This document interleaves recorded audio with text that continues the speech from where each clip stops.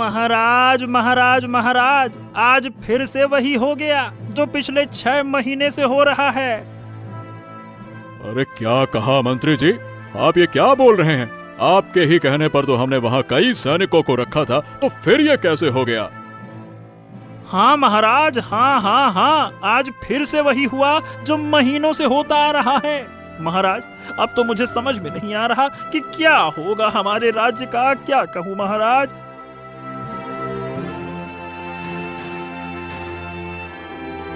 ओहो मंत्री जी, हमें जल्द से जल्द कुछ न कुछ तो करना होगा, नहीं तो भारी समस्या हो जाएगी। विजयनगर नामक एक समृद्ध राज्य था जिस पर महाराज आदित्य वर्मन का शासन था। वो अपनी बुद्धिमत्ता और न्याय के लिए जाने जाते थे, लेकिन उनकी रानी लीलावती हमेशा उदास रहती थीं, क्योंकि उनके कोई संतान नहीं थी। राज्य का मंत्री धूर्तकांत अपनी चालबाजियों के लिए कुख्यात था। गांव के लोग अपनी खेती बाड़ी से अपना पालन पोषण करते थे, लेकिन एक दिन राज्य में अजीबोगरीब घटनाएं घटने लगी। रात में महल से रहस्यमयी आवाजें आती और सुबह होते होते राजकोष से सोने के सिक्के गायब हो जाते। महाराज और मंत्री दोनों चिंतित थे।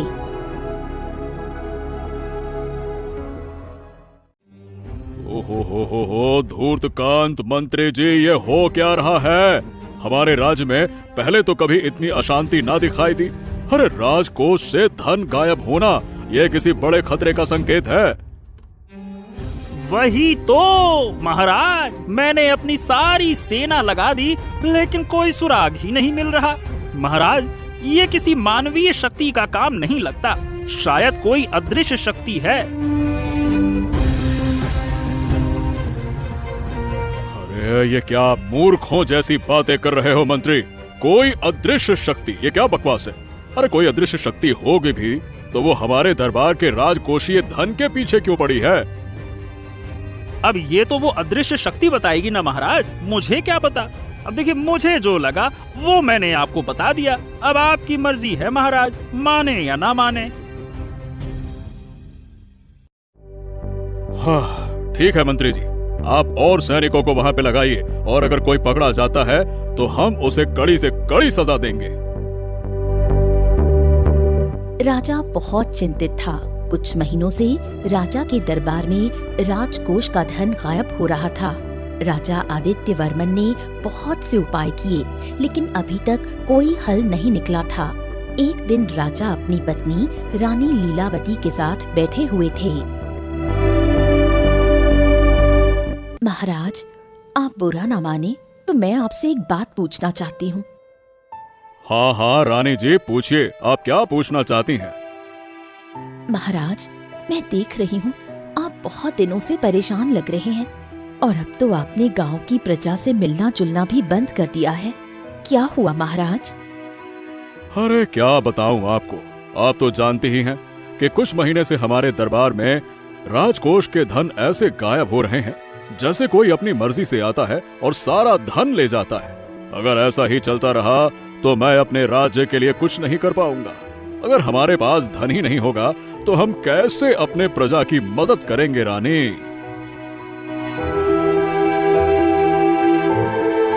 हाँ महाराज, आप बिल्कुल सही कह रहे हैं, लेकिन महाराज, क्या हमारा राज्य अब सुरक्षित नहीं रहा? अगर हम अपने धन की रक्षा नहीं कर सकते तो प्रजा कैसे सुरक्षित रहेगी? हाँ, मैं भी तो वही सोच रहा हूँ, लेकिन कोई बात नहीं, आप फिक्र मत करिए महारानी जी, मैं कुछ न कुछ जरूर करूंगा, और अगर कोई भी इस अपराध में पाया गया तो उसे बख्शा नहीं जाएगा। बहुत परेशान कर दिया है मुझे। रानी लीलावती ने जब ये सुना तो उनका दुख और बढ़ गया। दिन ऐसे ही बीत रहे थे।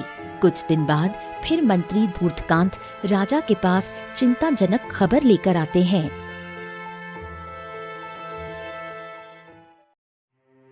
महाराज महाराज महाराज, अब पानी सर से ऊपर बढ़ता जा रहा है महाराज। आज फिर से देखिए, हमारे राजकोष से धन गायब है महाराज। राजा मंत्री की ये बात सुन बहुत ज्यादा चिंतित हो गया और बोला, अरे अरे अरे अरे अरे, हमें तो कुछ समझ ही नहीं आ रहा मंत्री जी कि आखिरकार किया तो किया क्या जाए। हाँ वही तो महाराज, और आपने जैसा बोला था मैंने वैसा किया। बहुत सारे सैनिकों के होते हुए भी धन गायब हो जा रहे हैं महाराज। अगर ऐसा ही चलता रहा तो राज्य की सुरक्षा संकट में आ जाएगी महाराज। तभी पास में बैठी रानी लीलावती ने राजा को चिंतित देख बोला, महाराज, क्यों ना हम अपने महान ऋषि मुनि से इस समस्या के बारे में पूछें। वो हमें कुछ न कुछ जरूर बताएंगे। आप सही कह रही हैं महारानी। हमें अब अपने महान ऋषि मुनि से बात करनी ही होगी। तभी रानी लीलावती की बात सुन महाराज ने ऋषि वशिष्ठ से मिलने का फैसला किया। वो दूसरे ही दिन अपने मंत्री के साथ ऋषि की कुटिया पहुँचे। हे ऋषि श्रेष्ठ, हमारे राज्य पर भारी संकट आया है। राजकोष से दिन प्रतिदिन धन गायब हो रहा है और हम इसका कारण नहीं जान पा रहे हैं। कृपया करके हमारा मार्गदर्शन करें। राजा के इतना कहने पर ही ऋषि वशिष्ठ अपनी आंखें खोल उन्हें देखते हैं और फिर कुछ ध्यान करने लगते हैं, मानो कि वो धन के गायब होने का पता लगा रहे हों। और फिर वो बोले,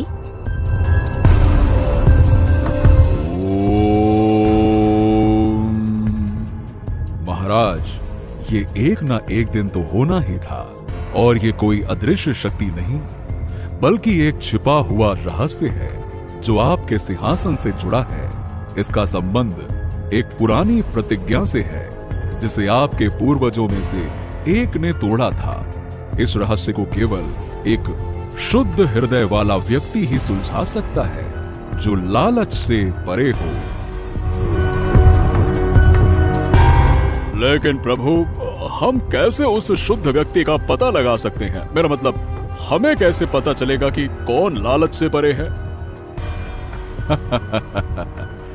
महाराज, ये तो समय आने पर आपको खुद ब खुद ही पता चल जाएगा। तब तक आप अपने पूरे गांव में घोषणा करवा दीजिए ताकि जिसे भी इस रहस्य के बारे में पता हो वो जरूर आपके पास आ जाएगा।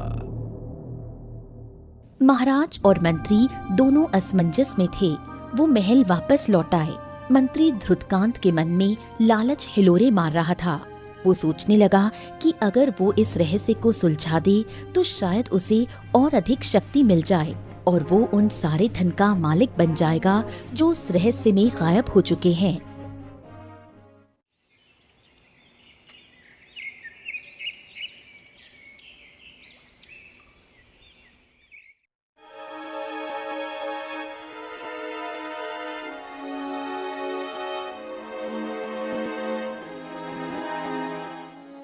अरे, मैं तुमको रोज रोज बोलकर थक गई हूँ।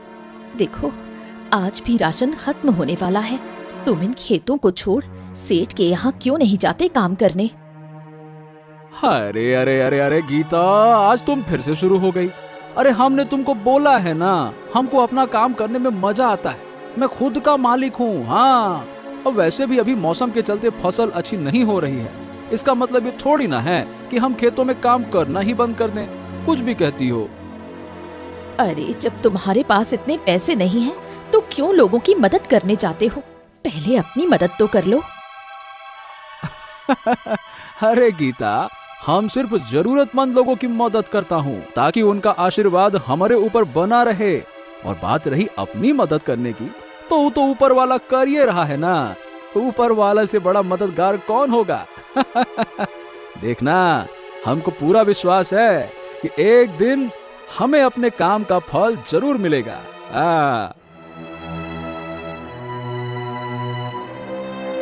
हाँ हाँ, मैं भी देखती हूँ कौन सा चमत्कार होता है। और सुनो, खेतों में जाते वक्त रामू चाचा को बोलते हुए जाना कि मैंने उनके घर में पानी वाला घड़ा रख दिया था। अरे हाँ हाँ, ठीक है, चलो अब हम चलते हैं खेतों में। हाँ हाँ। रघु ये बोल घर से बाहर निकल जाता है। रघु गरीब था लेकिन दिल से बहुत अमीर। वो हमेशा गांव के जरूरतमंद लोगों की मदद करता। आज रघु खेतों में जाते वक्त रामू चाचा के घर के पास पहुंचा। और गीता ने जो बोला था वो बोल दिया। उसी वक्त रामू चाचा ने रघु को बोला, अरे रघु, हमने सुना है कि महाराज आदित्य वर्मन के दरबार में राजकोष से धन गायब हो रहा है। हैं, ये क्या बोल रहे हो चाचा? ये तो बहुत बुरी खबर है। अरे वही तो, महाराज ने इस रहस्य को सुलझाने वाले व्यक्ति को बहुत सारे सोने के सिक्के इनाम में देने का वादा किया है। ये सुन रघु वहाँ से जाने लगता है। इसी बीच जब गांव में रघु अपने खेत में काम कर रहा था, तभी अपने खेत में काम करते हुए उसे एक चमकता हुआ सिक्का मिला। उसने उसे उठा लिया और सोचा कि ये किसी का खोया हुआ होगा। रघु को काम करते करते शाम हो गई और वो अपने घर की ओर निकल गया। कुछ समय बाद जब रघु सोने जा रहा था, तभी वो उस सिक्के को अपने तकिए के नीचे रख देता है और सो जाता है। तभी कुछ समय बाद रात को जब रघु सो रहा था, उसे एक सपना आया।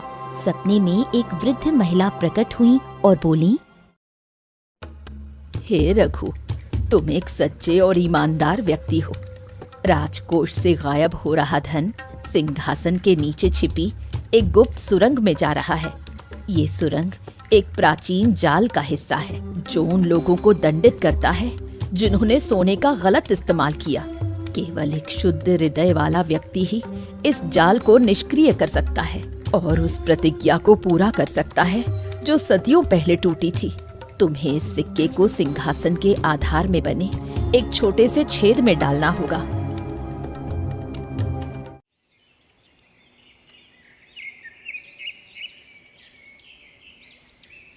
रघु सुबह उठा और हैरान था। उसे समझ में नहीं आ रहा था कि कल रात वो जो महिला उसके सपने में आई थी, वो सब एक सपना था या फिर कुछ और। तभी रघु ने उस सिक्के को लिया जो उसे कल खेतों में मिला था। उसी वक्त रघु के सामने उसकी पत्नी गीता आती है। अब कहाँ चल दिए? अब ये सिक्के को भी वापस करने का मन है क्या? अरे गीता, तुमको विश्वास नहीं होगा, कल रात हमने एक सपना देखा और हमारे उस सपने में इसी सिक्के का जिक्र था। हाँ। अरे सुबह सुबह और कुछ नहीं मिला क्या जो सिक्के और सपने का नाटक कर रहे हो? मुझे पता है तुम इस सिक्के को भी वापस करने जा रहे हो, जिसके ये सिक्के हमारे खेत में गिर गए होंगे। अरे हाँ, मैं तो ये सारे सिक्के वापस कर देता, लेकिन अभी नहीं। अभी हमको लगता है कि इसका एक काम करना बाकी है। हमको कहाँ लग रहा है गीता कि इस सिक्का ही है जो महाराज और हमारी समस्याओं का समाधान है। हाँ। रघु फिर गीता को और कुछ नहीं बताता। वो जानता था कि गीता लालच में आकर उससे वो सिक्के भी ले सकती है। तभी उसने कल रात के सपने को सच मान लिया। वो तुरंत महल की ओर चल पड़ा। लेकिन जैसे ही वो राजा आदित्य वर्मन के दरबार में पहुंचा, तभी महल के द्वार पर उसे रोक दिया गया।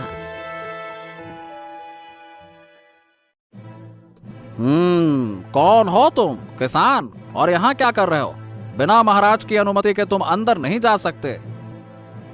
अरे मुझे महाराज आदित्य वर्मन से मिलना है। हमारे पास राज्य के संकट का समाधान है। ये सुन एक सैनिक राजा के पास जाता है और राजा को बोलता है, महाराज की जय हो। महाराज, दरबार में एक गरीब किसान आया है जो एक रहस्य को सुलझाने का दावा कर रहा है। अच्छा, क्या वो सही बोल रहा है? चलो एक काम करो, उसको मेरे सामने तो लेकर आओ, फिर देखते हैं। राजा के इतना बोलने पर ही द्वारपालों ने उसे अंदर जाने दिया, क्योंकि महाराजा ने घोषणा की थी कि जो भी कोई समाधान लेकर आएगा उसे तुरंत महल में लाया जाए। रघु को दरबार में पेश किया गया। आओ किसान, बताओ क्या है तुम्हारे पास जो तुमने दरबार में लेकर आने का कष्ट किया? बताओ। महाराज, सबसे पहले तो आपको मेरा प्रणाम। महाराज, बात यह है कि कल जब हम अपने खेतों में काम कर रहे थे ना, तभी हमको एक चांदी का सिक्का मिला। और जब हम कल सो रहे थे तब हमको एक सपना आया जिसमें एक वृद्ध महिला इस सिक्के का जिक्र करते हुए राजकोष के धन का गायब होने का हल भी बता रही थी। अच्छा, क्या बात है, क्या बात है। तो दयालु किसान, क्या कहा उस वृद्ध महिला ने तुम्हारे सपने में? राजकोष से धन गायब होने का क्या रहस्य बताया? बताओ। महाराज, मुझे कल रात जो सपना आया ना, हमको विश्वास है कि ये कोई साधारण सपना नहीं था। ये हमारे राजकोष का धन जो है वो सिंहासन के नीचे एक गुप्त सुरंग में जा रहा है, और ये एक प्राचीन जाल है महाराज। और इसे निष्क्रिय करने के लिए मुझे इस चांदी के सिक्के को जो मैंने खेत में पाया था ना, ये वाले सिक्के को सिंहासन के उधार में बने एक छोटे से छेद में डालना होगा महाराज। ये सुन राजा के साथ साथ दरबार के सारे मंत्री चौंक गए। उसी वक्त मंत्री धूर्तकांत ने रघु की बात को मजाक में उड़ाया और हंसने लगा। फिर बोला, वाह वाह वाह वाह वाह, देखो तो सही महाराज इनकी मूर्खता। काबिले तारीफ है, अव्वल नंबर की उम्दा प्रदर्शन। अरे महाराज, एक साधारण किसान के सपने पर विश्वास करके आप सिंहासन को छूने की अनुमति देंगे क्या? अपवित्र हो जाएगा महाराज, ऐसा ना करिएगा। इनका क्या है, ये तो मूर्ख है। आप तो समझदार है ना महाराज। मंत्री के ये कहने पर राजा ने थोड़ा सोचा, क्योंकि ये सुरक्षा से संबंधित सवाल थे।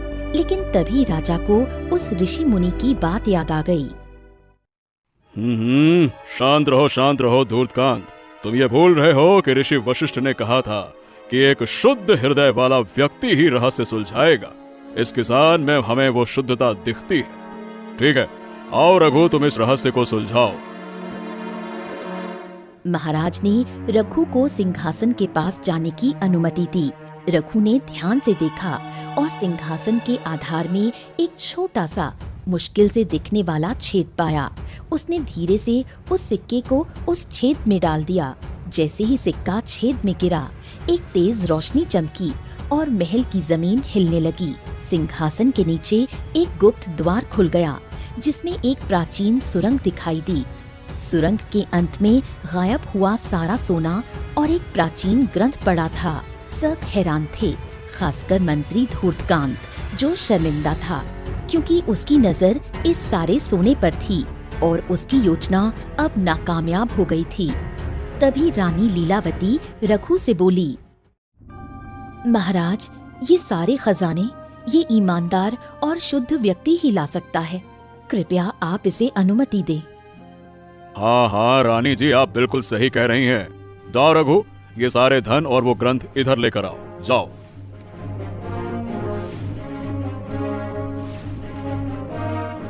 रघु ने सुरंग में प्रवेश किया और ग्रंथ को बाहर ले आया। उसी वक्त ऋषि वशिष्ठ भी दरबार में पहुंच गए और उन्होंने कहा, ओम नमः शिवाय, नमः शिवाय। महाराज, इस ग्रंथ में आपके पूर्वज महाराज सूर्यदेव की एक प्रतिज्ञा लिखी है। उन्होंने युद्ध में मिले सोने का उपयोग अपने निजी सुख के लिए किया था, बजाय इसके कि वो उसे प्रजा के कल्याण में लगाते। इस कारण एक श्राप लगा कि जब तक कोई शुद्ध हृदय वाला व्यक्ति उस सोने और सारे धन को खोज कर वापस ना कर दे और एक नई प्रतिज्ञा ना ले ले, तब तक धन गायब होता रहेगा।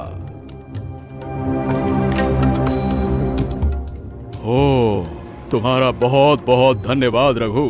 आज तुम्हारी वजह से हम ये सारे धन को बचा पाए और इस श्राप को हमेशा के लिए खत्म कर पाए। अगर आज तुमने हमारी और हमारे राज्य की मदद ना की होती तो शायद ये पूरा का पूरा मेरा राज्य ही तबाह हो जाता। बहुत बहुत धन्यवाद। अरे नहीं नहीं महाराज, ये तो किसी न किसी को करना ही था। मैं तो खुद भगवान का शुक्रगुजार हूँ जो हमको इस काम के लिए चुना गया।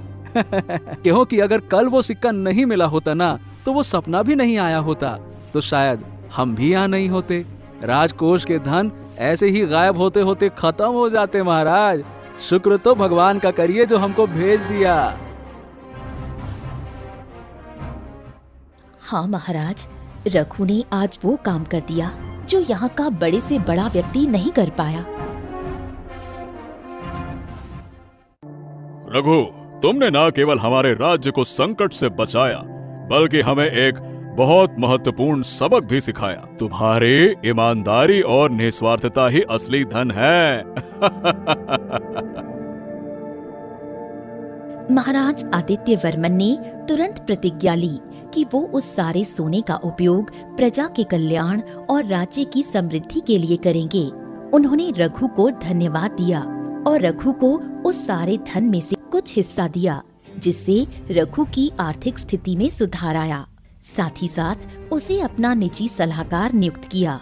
रानी लीलावती ने भी रघु की सराहना की और अपने मन में एक शांति महसूस की। उस दिन के बाद राज्य में फिर कभी धन की कमी नहीं हुई और विजयनगर पहले से भी अधिक समृद्ध हो गया।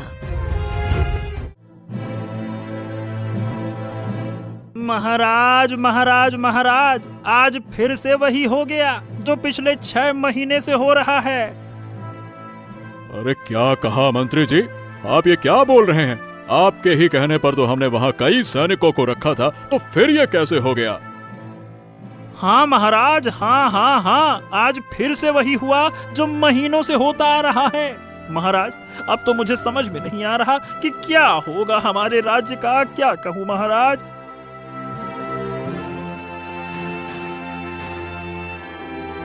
ओहो मंत्री जी, हमें जल्द से जल्द कुछ न कुछ तो करना होगा, नहीं तो भारी समस्या हो जाएगी। विजयनगर नामक एक समृद्ध राज्य था, जिस पर महाराज आदित्य वर्मन का शासन था। वो अपनी बुद्धिमत्ता और न्याय के लिए जाने जाते थे, लेकिन उनकी रानी लीलावती हमेशा उदास रहती थीं, क्योंकि उनके कोई संतान नहीं थी। राज्य का मंत्री धूर्तकांत अपनी चालबाजियों के लिए कुख्यात था। गांव के लोग अपनी खेती बाड़ी से अपना पालन पोषण करते थे, लेकिन एक दिन राज्य में अजीबोगरीब घटनाएं घटने लगी। रात में महल से रहस्यमयी आवाजें आती और सुबह होते होते राजकोष से सोने के सिक्के गायब हो जाते। महाराज और मंत्री दोनों चिंतित थे।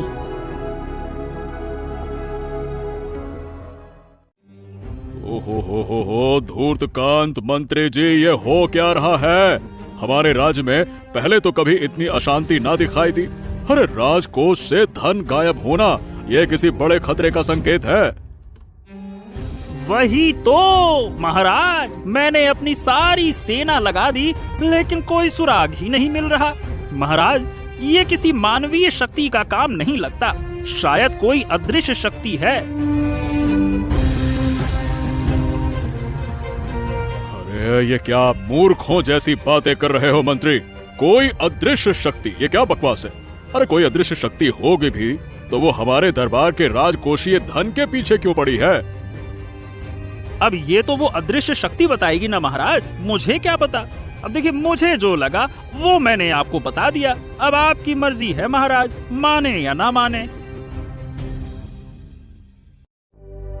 हाँ ठीक है मंत्री जी, आप और सैनिकों को वहां पे लगाइए, और अगर कोई पकड़ा जाता है तो हम उसे कड़ी से कड़ी सजा देंगे। राजा बहुत चिंतित था। कुछ महीनों से राजा के दरबार में राजकोष का धन गायब हो रहा था। राजा आदित्य वर्मन ने बहुत से उपाय किए, लेकिन अभी तक कोई हल नहीं निकला था। एक दिन राजा अपनी पत्नी रानी लीलावती के साथ बैठे हुए थे। महाराज, आप बुरा ना माने तो मैं आपसे एक बात पूछना चाहती हूँ। हाँ रानी जी, पूछिए, आप क्या पूछना चाहती हैं? महाराज, मैं देख रही हूँ आप बहुत दिनों से परेशान लग रहे हैं, और अब तो आपने गांव की प्रजा से मिलना जुलना भी बंद कर दिया है। क्या हुआ महाराज?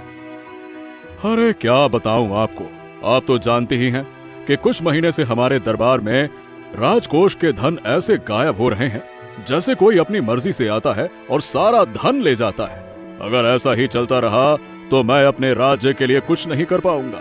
अगर हमारे पास धन ही नहीं होगा तो हम कैसे अपने प्रजा की मदद करेंगे रानी?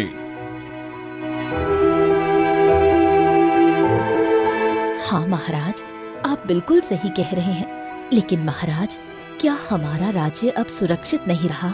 अगर हम अपने धन की रक्षा नहीं कर सकते तो प्रजा कैसे सुरक्षित रहेगी? हाँ, मैं भी तो वही सोच रहा हूँ।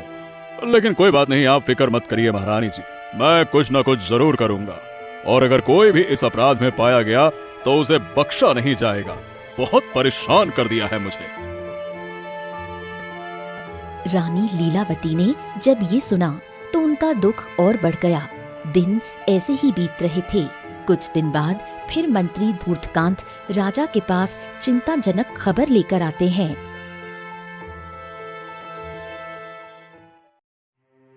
महाराज महाराज महाराज, अब पानी सर से ऊपर बढ़ता जा रहा है महाराज। आज फिर से देखिए, हमारे राजकोष से धन गायब है महाराज। राजा मंत्री की ये बात सुन बहुत ज्यादा चिंतित हो गया और बोला, अरे अरे अरे अरे अरे, हमें तो कुछ समझ ही नहीं आ रहा मंत्री जी कि आखिरकार किया तो किया क्या जाए। हाँ वही तो महाराज, और आपने जैसा बोला था मैंने वैसा किया।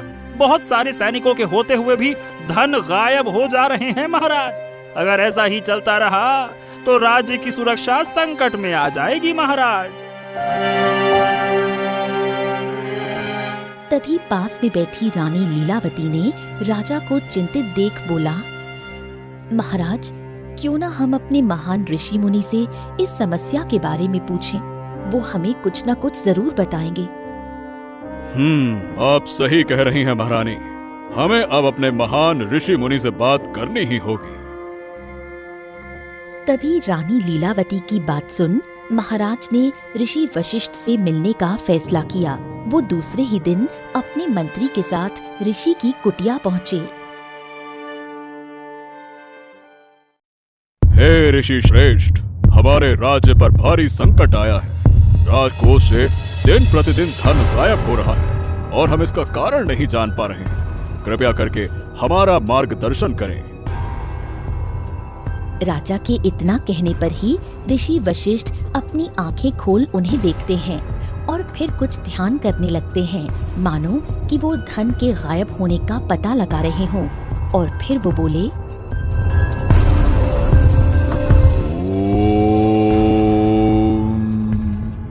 महाराज, ये एक ना एक दिन तो होना ही था, और ये कोई अदृश्य शक्ति नहीं बल्कि एक छिपा हुआ रहस्य है जो आपके सिंहासन से जुड़ा है। इसका संबंध एक पुरानी प्रतिज्ञा से है जिसे आपके पूर्वजों में से एक ने तोड़ा था। इस रहस्य को केवल एक शुद्ध हृदय वाला व्यक्ति ही सुलझा सकता है जो लालच से परे हो। लेकिन प्रभु, हम कैसे उस शुद्ध व्यक्ति का पता लगा सकते हैं? मेरा मतलब, हमें कैसे पता चलेगा कि कौन लालच से परे है? महाराज, ये तो समय आने पर आपको खुद ब खुद ही पता चल जाएगा। तब तक आप अपने पूरे गांव में घोषणा करवा दीजिए ताकि जिसे भी इस रहस्य के बारे में पता हो वो जरूर आपके पास आ जाएगा। महाराज और मंत्री दोनों असमंजस में थे। वो महल वापस लौट आए। मंत्री धृतकांत के मन में लालच हिलोरे मार रहा था। वो सोचने लगा कि अगर वो इस रहस्य को सुलझा दे तो शायद उसे और अधिक शक्ति मिल जाए और वो उन सारे धन का मालिक बन जाएगा जो उस रहस्य में गायब हो चुके हैं।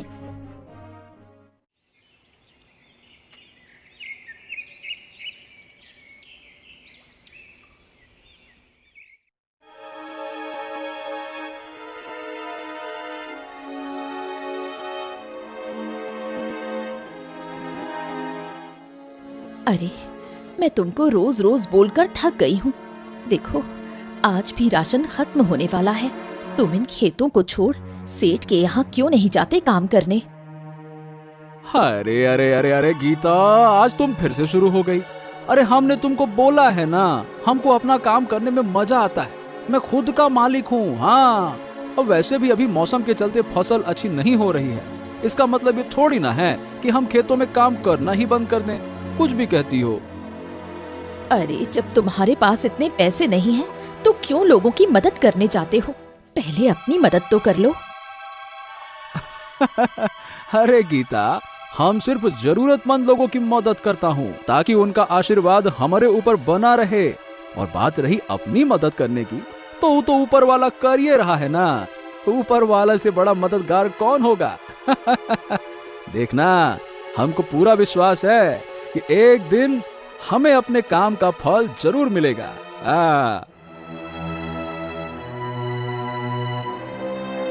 हाँ हाँ, मैं भी देखती हूँ कौन सा चमत्कार होता है। और सुनो, खेतों में जाते वक्त रामू चाचा को बोलते हुए जाना कि मैंने उनके घर में पानी वाला घड़ा रख दिया था। अरे हाँ हाँ, ठीक है, चलो अब हम चलते हैं खेतों में।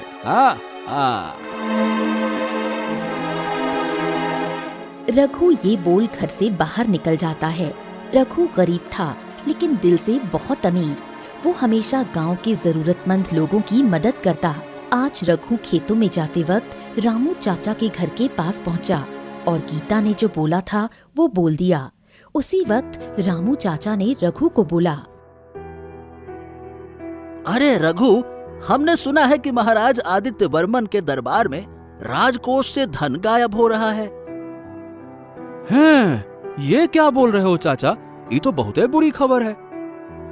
अरे वही तो, महाराज ने इस रहस्य को सुलझाने वाले व्यक्ति को बहुत सारे सोने के सिक्के इनाम में देने का वादा किया है।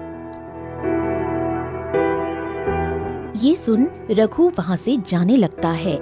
इसी बीच जब गांव में रघु अपने खेत में काम कर रहा था, तभी अपने खेत में काम करते हुए उसे एक चमकता हुआ सिक्का मिला। उसने उसे उठा लिया और सोचा कि ये किसी का खोया हुआ होगा। रघु को काम करते करते शाम हो गई और वो अपने घर की ओर निकल गया। कुछ समय बाद जब रघु सोने जा रहा था, तभी वो उस सिक्के को अपने तकिए के नीचे रख देता है और सो जाता है। तभी कुछ समय बाद रात को जब रघु सो रहा था, उसे एक सपना आया। सपने में एक वृद्ध महिला प्रकट हुई और बोली, हे रघु, तुम एक सच्चे और ईमानदार व्यक्ति हो। राजकोष से गायब हो रहा धन सिंहासन के नीचे छिपी एक गुप्त सुरंग में जा रहा है। ये सुरंग एक प्राचीन जाल का हिस्सा है जो उन लोगों को दंडित करता है जिन्होंने सोने का गलत इस्तेमाल किया। केवल एक शुद्ध हृदय वाला व्यक्ति ही इस जाल को निष्क्रिय कर सकता है और उस प्रतिज्ञा को पूरा कर सकता है जो सदियों पहले टूटी थी। तुम्हें इस सिक्के को सिंहासन के आधार में बने एक छोटे से छेद में डालना होगा।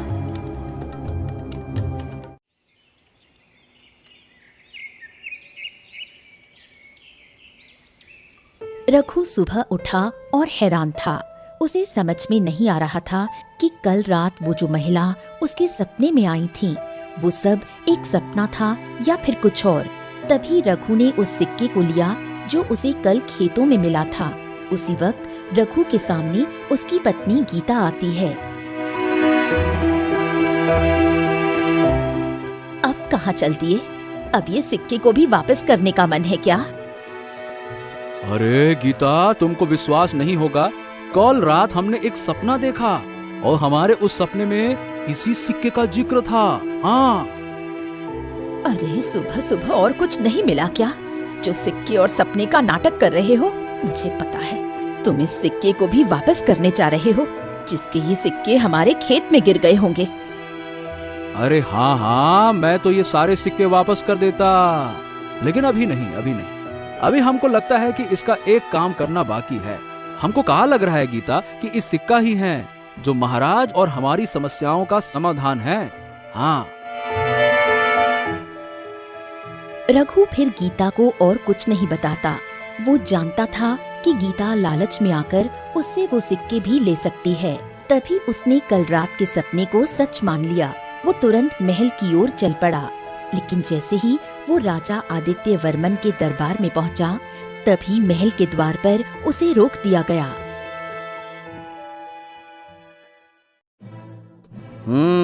कौन हो तुम? किसान? और यहाँ क्या कर रहे हो?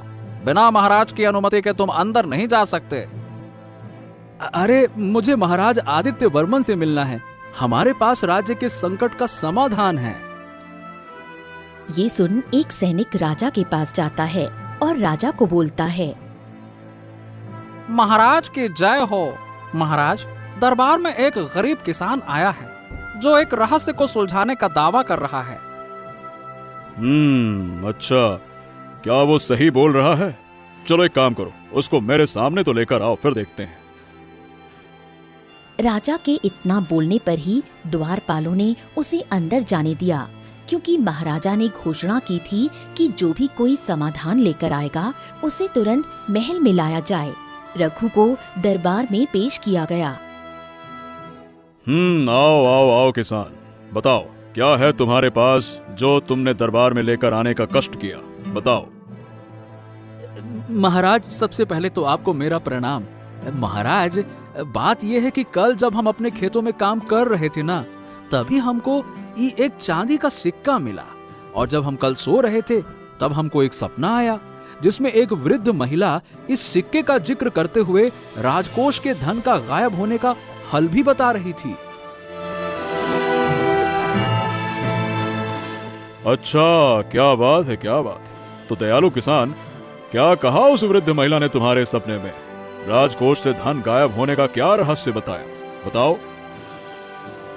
महाराज, मुझे कल रात जो सपना आया ना, हमको विश्वास है कि ये कोई साधारण सपना नहीं था। ये हमारे राजकोष का धन जो है वो सिंहासन के नीचे एक गुप्त सुरंग में जा रहा है, और ये एक प्राचीन जाल है महाराज। और इसे निष्क्रिय करने के लिए मुझे इस चांदी के सिक्के को जो मैंने खेत में पाया था ना, ये वाले सिक्के को सिंहासन के उधार में बने एक छोटे से छेद में डालना होगा महाराज। ये सुन राजा के साथ साथ दरबार के सारे मंत्री चौंक गए। उसी वक्त मंत्री धूर्तकांत ने रघु की बात को मजाक में उड़ाया और हंसने लगा। फिर बोला, वाह वाह वाह वाह वाह, देखो तो सही महाराज इनकी मूर्खता, काबिले तारीफ है, अव्वल नंबर की उम्दा प्रदर्शन।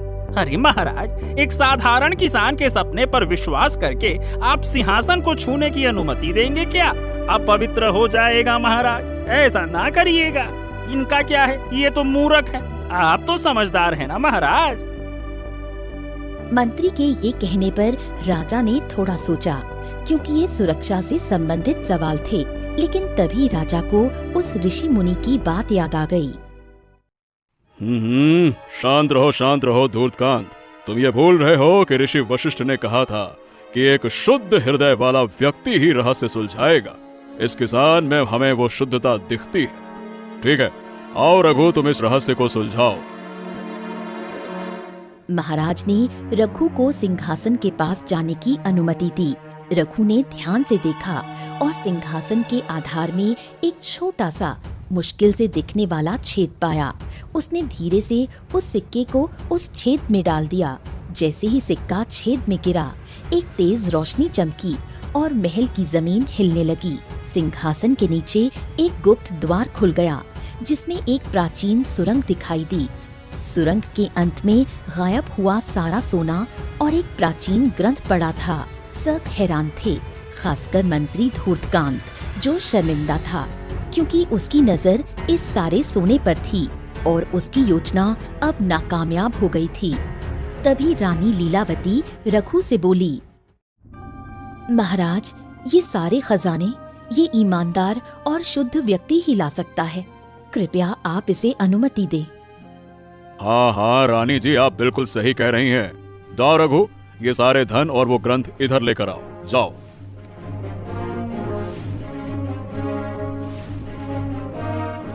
रघु ने सुरंग में प्रवेश किया और ग्रंथ को बाहर ले आया। उसी वक्त ऋषि वशिष्ठ भी दरबार में पहुंच गए और उन्होंने कहा, ओम नमः शिवाय नमः शिवाय। महाराज, इस ग्रंथ में आपके पूर्वज महाराज सूर्यदेव की एक प्रतिज्ञा लिखी है। उन्होंने युद्ध में मिले सोने का उपयोग अपने निजी सुख के लिए किया था, बजाय इसके कि वो उसे प्रजा के कल्याण में लगाते। इस कारण एक श्राप लगा कि जब तक कोई शुद्ध हृदय वाला व्यक्ति उस सोने और सारे धन को खोज कर वापस ना कर दे और एक नई प्रतिज्ञा ना ले ले, तब तक धन गायब होता रहेगा। हो, तुम्हारा बहुत बहुत धन्यवाद रघु। आज तुम्हारी वजह से हम ये सारे धन को बचा पाए और इस श्राप को हमेशा के लिए खत्म कर पाए। अगर आज तुमने हमारी और हमारे राज्य की मदद ना की होती तो शायद ये पूरा का पूरा मेरा राज्य ही तबाह हो जाता। बहुत बहुत धन्यवाद। अरे नहीं नहीं महाराज, ये तो किसी न किसी को करना ही था। मैं तो खुद भगवान का शुक्रगुजार हूँ जो हमको इस काम के लिए चुना गया। क्योंकि अगर कल वो सिक्का नहीं मिला होता ना, तो वो सपना भी नहीं आया होता, तो शायद हम भी यहाँ नहीं होते। राजकोष के धन ऐसे ही गायब होते होते खत्म हो जाते महाराज। शुक्र तो भगवान का करिए जो हमको भेज दिया। हाँ महाराज, रघु ने आज वो काम कर दिया जो यहाँ का बड़े से बड़ा व्यक्ति नहीं कर पाया। रघु, तुमने ना केवल हमारे राज्य को संकट से बचाया, बल्कि हमें एक बहुत महत्वपूर्ण सबक भी सिखाया। तुम्हारी ईमानदारी और निस्वार्थता ही असली धन है। महाराज आदित्य वर्मन ने तुरंत प्रतिज्ञा ली कि वो उस सारे सोने का उपयोग प्रजा के कल्याण और राज्य की समृद्धि के लिए करेंगे। उन्होंने रघु को धन्यवाद दिया और रघु को उस सारे धन में से कुछ हिस्सा दिया, जिससे रघु की आर्थिक स्थिति में सुधार आया। साथ ही साथ उसे अपना निजी सलाहकार नियुक्त किया। रानी लीलावती ने भी रघु की सराहना की और अपने मन में एक शांति महसूस की। उस दिन के बाद राज्य में फिर कभी धन की कमी नहीं हुई और विजयनगर पहले से भी अधिक समृद्ध हो गया। अरे राजकोष से धन गायब होना, यह किसी बड़े खतरे का संकेत है। वही तो महाराज, मैंने अपनी सारी सेना लगा दी, लेकिन कोई सुराग ही नहीं मिल रहा। महाराज, ये किसी मानवीय शक्ति का काम नहीं लगता, शायद कोई अदृश्य शक्ति है। अरे ये क्या मूर्खों जैसी बातें कर रहे हो मंत्री? कोई अदृश्य शक्ति, ये क्या बकवास है? अरे कोई अदृश्य शक्ति होगी भी तो वो हमारे दरबार के राजकोषीय धन के पीछे क्यों पड़ी है? अब ये तो वो अदृश्य शक्ति बताएगी ना महाराज, मुझे क्या पता। अब देखिए, मुझे जो लगा वो मैंने आपको बता दिया। अब आपकी मर्जी है महाराज, माने या ना माने। हाँ ठीक है मंत्री जी, आप और सैनिकों को वहां पे लगाइए और अगर कोई पकड़ा जाता है तो हम उसे कड़ी से कड़ी सजा देंगे। राजा बहुत चिंतित था। कुछ महीनों से राजा के दरबार में राजकोष का धन गायब हो रहा था। राजा आदित्य वर्मन ने बहुत से उपाय किए, लेकिन अभी तक कोई हल नहीं निकला था। एक दिन राजा अपनी पत्नी रानी लीलावती के साथ बैठे हुए थे। महाराज, आप बुरा ना माने तो मैं आपसे एक बात पूछना चाहती हूँ। हाँ हाँ रानी जी, पूछिए, आप क्या पूछना चाहती हैं? महाराज, मैं देख रही हूँ आप बहुत दिनों से परेशान लग रहे हैं और अब तो आपने गांव की प्रजा से मिलना जुलना भी बंद कर दिया है। क्या हुआ महाराज? अरे क्या बताऊं आपको, आप तो जानते ही हैं कि कुछ महीने से हमारे दरबार में राजकोष के धन ऐसे गायब हो रहे हैं जैसे कोई अपनी मर्जी से आता है और सारा धन ले जाता है। अगर ऐसा ही चलता रहा तो मैं अपने राज्य के लिए कुछ नहीं कर पाऊंगा। अगर हमारे पास धन ही नहीं होगा तो हम कैसे अपने प्रजा की मदद करेंगे रानी?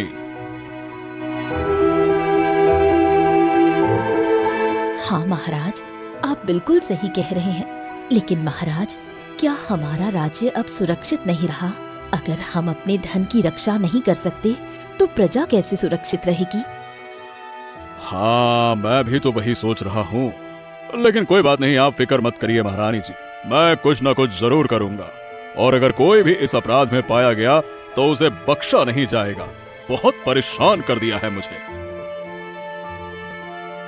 रानी लीलावती ने जब ये सुना तो उनका दुख और बढ़ गया। दिन ऐसे ही बीत रहे थे। कुछ दिन बाद फिर मंत्री धूर्तकांत राजा के पास चिंताजनक खबर लेकर आते हैं।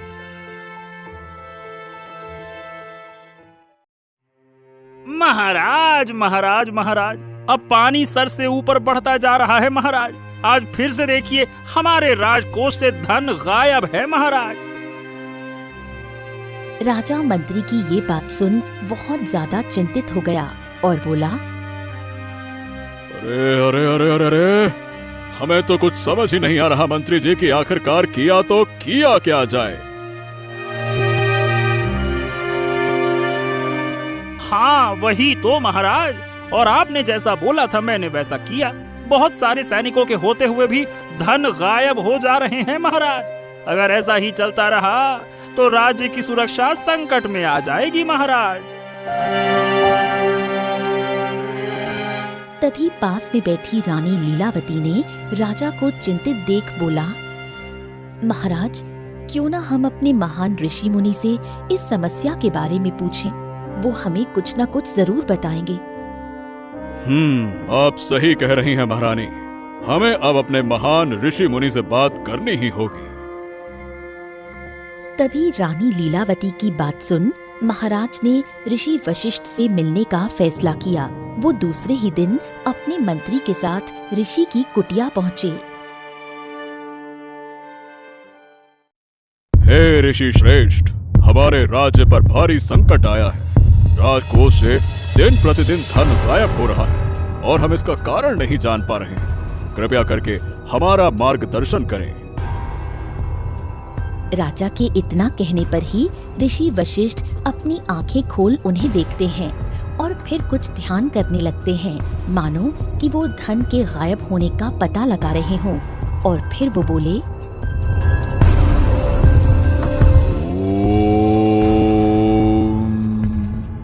महाराज, ये एक ना एक दिन तो होना ही था, और ये कोई अदृश्य शक्ति नहीं बल्कि एक छिपा हुआ रहस्य है जो आपके सिंहासन से जुड़ा है।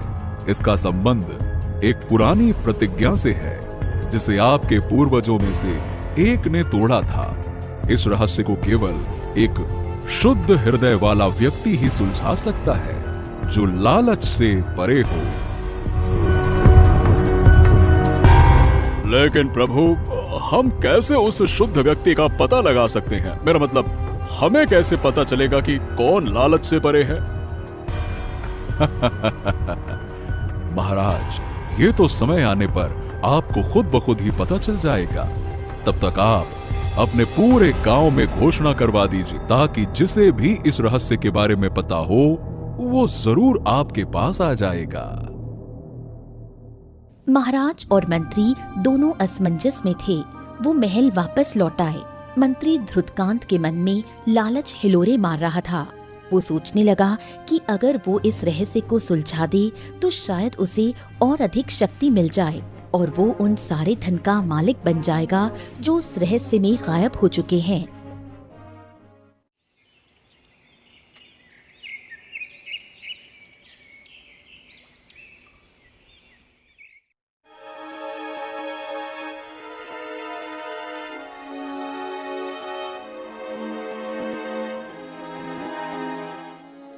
अरे, मैं तुमको रोज रोज बोलकर थक गई हूँ। देखो, आज भी राशन खत्म होने वाला है। तुम इन खेतों को छोड़ सेठ के यहाँ क्यों नहीं जाते काम करने? अरे अरे अरे अरे गीता, आज तुम फिर से शुरू हो गई। अरे हमने तुमको बोला है ना, हमको अपना काम करने में मजा आता है। मैं खुद का मालिक हूँ। हाँ, और वैसे भी अभी मौसम के चलते फसल अच्छी नहीं हो रही है। इसका मतलब ये थोड़ी ना है कि हम खेतों में काम करना ही बंद कर दें। कुछ भी कहती हो। अरे, जब तुम्हारे पास इतने पैसे नहीं हैं, तो क्यों लोगों की मदद करने जाते हो? पहले अपनी मदद तो कर लो। अरे गीता, हम सिर्फ जरूरतमंद लोगों की मदद करता हूँ ताकि उनका आशीर्वाद हमारे ऊपर बना रहे। और बात रही अपनी मदद करने की, तो ऊपर वाला कर ये रहा है ना। ऊपर वाला से बड़ा मददगार कौन होगा? देखना, हमको पूरा विश्वास है कि एक दिन हमें अपने काम का फल जरूर मिलेगा।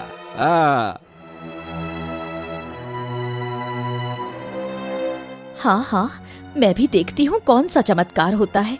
और सुनो, खेतों में जाते वक्त रामू चाचा को बोलते हुए जाना कि मैंने उनके घर में पानी वाला घड़ा रख दिया था। अरे हाँ, ठीक है, चलो अब हम चलते हैं खेतों में। हाँ। रघु ये बोल घर से बाहर निकल जाता है। रघु गरीब था लेकिन दिल से बहुत अमीर। वो हमेशा गांव के जरूरतमंद लोगों की मदद करता। आज रघु खेतों में जाते वक्त रामू चाचा के घर के पास पहुंचा और गीता ने जो बोला था वो बोल दिया। उसी वक्त रामू चाचा ने रघु को बोला, अरे रघु, हमने सुना है कि महाराज आदित्य वर्मन के दरबार में राजकोष से धन गायब हो रहा है। हैं, ये क्या बोल रहे हो चाचा? ये तो बहुत बुरी खबर है। अरे वही तो, महाराज ने इस रहस्य को सुलझाने वाले व्यक्ति को बहुत सारे सोने के सिक्के इनाम में देने का वादा किया है। ये सुन रघु वहाँ से जाने लगता है। इसी बीच जब गांव में रघु अपने खेत में काम कर रहा था, तभी अपने खेत में काम करते हुए उसे एक चमकता हुआ सिक्का मिला। उसने उसे उठा लिया और सोचा कि ये किसी का खोया हुआ होगा।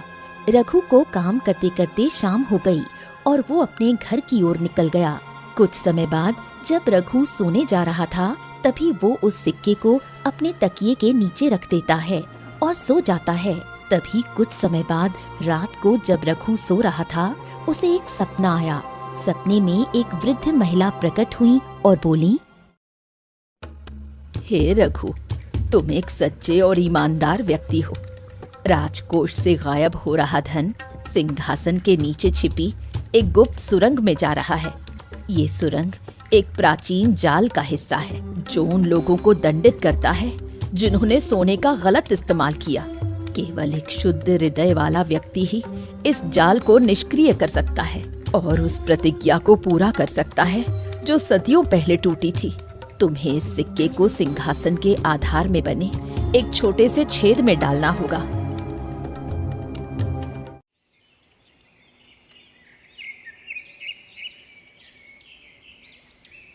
रघु सुबह उठा और हैरान था। उसे समझ में नहीं आ रहा था कि कल रात वो जो महिला उसके सपने में आई थी, वो सब एक सपना था या फिर कुछ और। तभी रघु ने उस सिक्के को लिया जो उसे कल खेतों में मिला था। उसी वक्त रघु के सामने उसकी पत्नी गीता आती है। अब कहाँ चल दिए? अब ये सिक्के को भी वापस करने का मन है क्या? अरे गीता, तुमको विश्वास नहीं होगा, कल रात हमने एक सपना देखा और हमारे उस सपने में इसी सिक्के का जिक्र था। हाँ। अरे सुबह सुबह और कुछ नहीं मिला क्या जो सिक्के और सपने का नाटक कर रहे हो? मुझे पता है तुम इस सिक्के को भी वापस करने जा रहे हो, जिसके ये सिक्के हमारे खेत में गिर गए होंगे। अरे हाँ हाँ, मैं तो ये सारे सिक्के वापस कर देता, लेकिन अभी नहीं। अभी हमको लगता है कि इसका एक काम करना बाकी है। हमको कहाँ लग रहा है गीता कि इस सिक्का ही है जो महाराज और हमारी समस्याओं का समाधान है। हाँ। रघु फिर गीता को और कुछ नहीं बताता। वो जानता था कि गीता लालच में आकर उससे वो सिक्के भी ले सकती है। तभी उसने कल रात के सपने को सच मान लिया। वो तुरंत महल की ओर चल पड़ा, लेकिन जैसे ही वो राजा आदित्य वर्मन के दरबार में पहुंचा, तभी महल के द्वार पर उसे रोक दिया गया।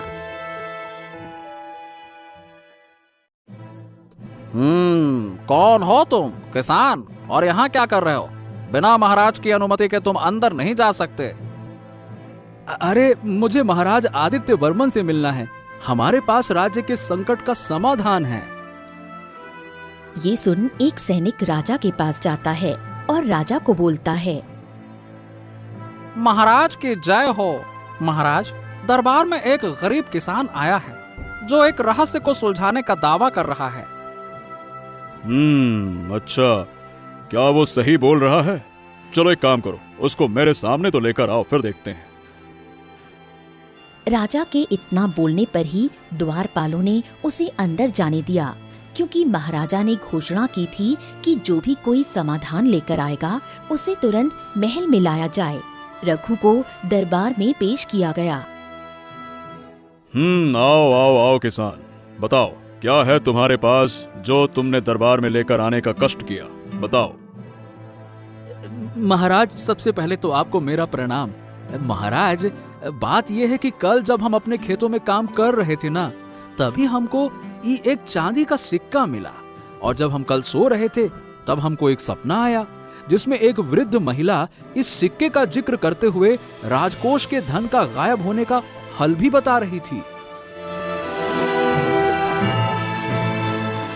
अच्छा, क्या बात है, क्या बात है। तो दयालु किसान, क्या कहा उस वृद्ध महिला ने तुम्हारे सपने में? राजकोष से धन गायब होने का क्या रहस्य बताया? बताओ। महाराज, मुझे कल रात जो सपना आया ना, हमको विश्वास है कि ये कोई साधारण सपना नहीं था। ये हमारे राजकोष का धन जो है वो सिंहासन के नीचे एक गुप्त सुरंग में जा रहा है, और ये एक प्राचीन जाल है महाराज। और इसे निष्क्रिय करने के लिए मुझे इस चांदी के सिक्के को, जो मैंने खेत में पाया था ना, ये वाले सिक्के को सिंहासन के उधार में बने एक छोटे से छेद में डालना होगा महाराज। ये सुन राजा के साथ साथ दरबार के सारे मंत्री चौंक गए। उसी वक्त मंत्री धूर्तकांत ने रघु की बात को मजाक में उड़ाया और हंसने लगा। फिर बोला, वाह वाह वाह वाह वाह, देखो तो सही महाराज इनकी मूर्खता। काबिले तारीफ है, अव्वल नंबर की उम्दा प्रदर्शन। अरे महाराज, एक साधारण किसान के सपने पर विश्वास करके आप सिंहासन को छूने की अनुमति देंगे क्या? अपवित्र हो जाएगा महाराज, ऐसा ना करिएगा। इनका क्या है, ये तो मूर्ख है, आप तो समझदार हैं ना महाराज। मंत्री के ये कहने पर राजा ने थोड़ा सोचा, क्योंकि ये सुरक्षा से संबंधित सवाल थे। लेकिन तभी राजा को उस ऋषि मुनि की बात याद आ गई। शांत रहो धूर्तकांत। तुम ये भूल रहे हो कि ऋषि वशिष्ठ ने कहा था कि एक शुद्ध हृदय वाला व्यक्ति ही रहस्य सुलझाएगा। इस किसान में हमें वो शुद्धता दिखती है। ठीक है, आओ रघु, तुम इस रहस्य को सुलझाओ। महाराज ने रघु को सिंहासन के पास जाने की अनुमति दी। रघु ने ध्यान से देखा और सिंहासन के आधार में एक छोटा सा मुश्किल से दिखने वाला छेद पाया। उसने धीरे से उस सिक्के को उस छेद में डाल दिया। जैसे ही सिक्का छेद में गिरा, एक तेज रोशनी चमकी और महल की जमीन हिलने लगी। सिंहासन के नीचे एक गुप्त द्वार खुल गया, जिसमें एक प्राचीन सुरंग दिखाई दी। सुरंग के अंत में गायब हुआ सारा सोना और एक प्राचीन ग्रंथ पड़ा था। सब हैरान थे, खासकर मंत्री धूर्तकांत, जो शर्मिंदा था, क्योंकि उसकी नजर इस सारे सोने पर थी और उसकी योजना अब नाकामयाब हो गई थी।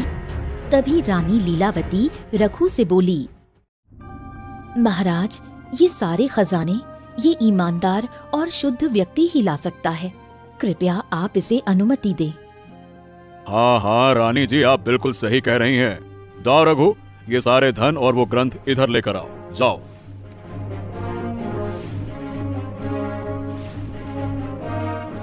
रघु ने सुरंग में प्रवेश किया और ग्रंथ को बाहर ले आया। उसी वक्त ऋषि वशिष्ठ भी दरबार में पहुंच गए और उन्होंने कहा, ओम नमः शिवाय, नमः शिवाय। महाराज, इस ग्रंथ में आपके पूर्वज महाराज सूर्यदेव की एक प्रतिज्ञा लिखी है। उन्होंने युद्ध में मिले सोने का उपयोग अपने निजी सुख के लिए किया था, बजाय इसके कि वो उसे प्रजा के कल्याण में लगाते। इस कारण एक श्राप लगा कि जब तक कोई शुद्ध हृदय वाला व्यक्ति उस सोने और सारे धन को खोज कर वापस ना कर दे और एक नई प्रतिज्ञा ना ले ले, तब तक धन गायब होता रहेगा। ओ, तुम्हारा बहुत बहुत धन्यवाद रघु। आज तुम्हारी वजह से हम ये सारे धन को बचा पाए और इस श्राप को हमेशा के लिए खत्म कर पाए। अगर आज तुमने हमारी और हमारे राज्य की मदद ना की होती तो शायद ये पूरा का पूरा मेरा राज्य ही तबाह हो जाता। बहुत बहुत धन्यवाद। अरे नहीं महाराज, ये तो किसी न किसी को करना ही था। मैं तो खुद भगवान का शुक्रगुजार हूँ जो हमको इस काम के लिए चुना गया। क्योंकि अगर कल वो सिक्का नहीं मिला होता ना, तो वो सपना भी नहीं आया होता, तो शायद हम भी यहाँ नहीं होते।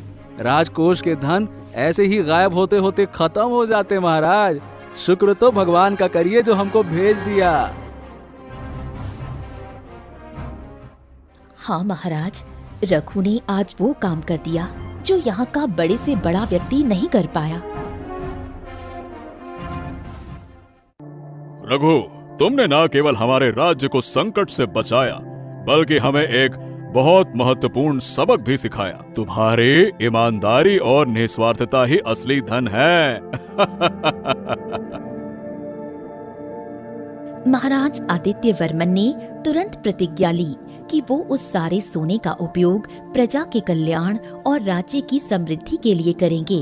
उन्होंने रघु को धन्यवाद दिया और रघु को उस सारे धन में से कुछ हिस्सा दिया, जिससे रघु की आर्थिक स्थिति में सुधार आया। साथ ही साथ उसे अपना निजी सलाहकार नियुक्त किया। रानी लीलावती ने भी रघु की सराहना की और अपने मन में एक शांति महसूस की।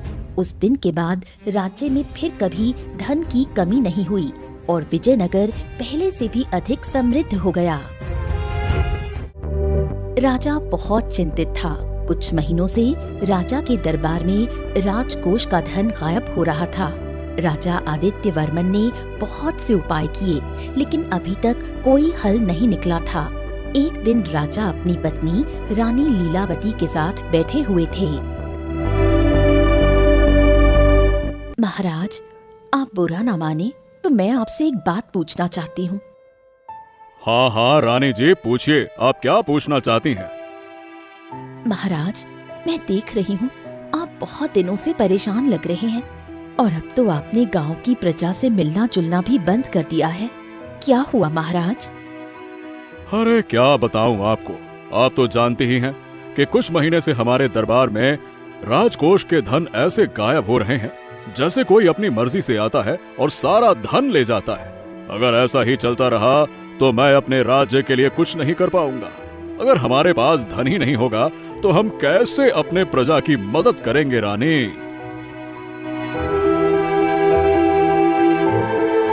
हाँ महाराज, आप बिल्कुल सही कह रहे हैं, लेकिन महाराज, क्या हमारा राज्य अब सुरक्षित नहीं रहा? अगर हम अपने धन की रक्षा नहीं कर सकते तो प्रजा कैसे सुरक्षित रहेगी? हाँ, मैं भी तो वही सोच रहा हूँ, लेकिन कोई बात नहीं, आप फिक्र मत करिए महारानी जी, मैं कुछ न कुछ जरूर करूंगा और अगर कोई भी इस अपराध में पाया गया तो उसे बख्शा नहीं जाएगा। बहुत परेशान कर दिया है मुझे। रानी लीलावती ने जब ये सुना तो उनका दुख और बढ़ गया। दिन ऐसे ही बीत रहे थे। कुछ दिन बाद फिर मंत्री धूर्तकांत राजा के पास चिंताजनक खबर लेकर आते हैं।